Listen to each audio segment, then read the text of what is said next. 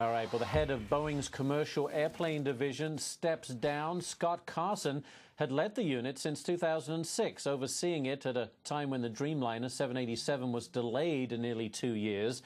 Just last week, Boeing finally announced the long-awaited initial test flight would come later this year. Now, the unit will be headed by Jim Albaugh, who comes over from Boeing's defense unit. Now, the company says Carson made the decision to leave himself. Let's talk about Boeing a little bit here at an instant audit. Charles Payne, Fox Business contributor, and Guild Investments CEO Monty Guild are both with us in the studio here in New York. Monty, let me start with you on Boeing. What do you think of Boeing? I mean, this 787 obviously has been a nightmare trying to get the thing off the ground. Carson did head up that unit. Are they finally going to get this big plane, literally and figuratively, on track?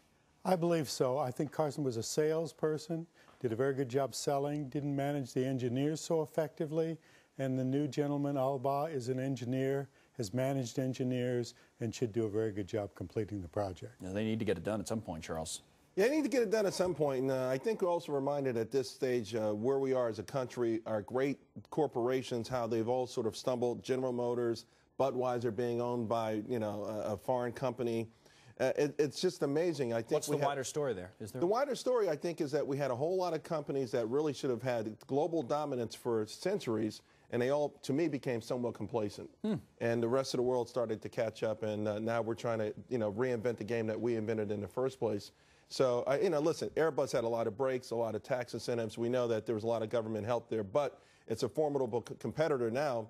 And, they're lucky. I mean, Boeing is a great company in the sense that this is our largest exporter. In terms of dollar amount. So I think it's also somewhat, you take the pulse of Boeing to a certain degree, you might be taking the pulse of America. So, we obviously are rooting for it, but it's sort of not just embarrassing, but problematic in the sense that where is this country going in terms of our businesses? What do you think of that, Monty, the idea that Boeing, not only Boeing, but other American large corporations became, as Charles says, complacent? I think Charles is right. This is the history of mankind. People get to the top, they get complacent, and they're replaced at the top by others. America could fall into that trap.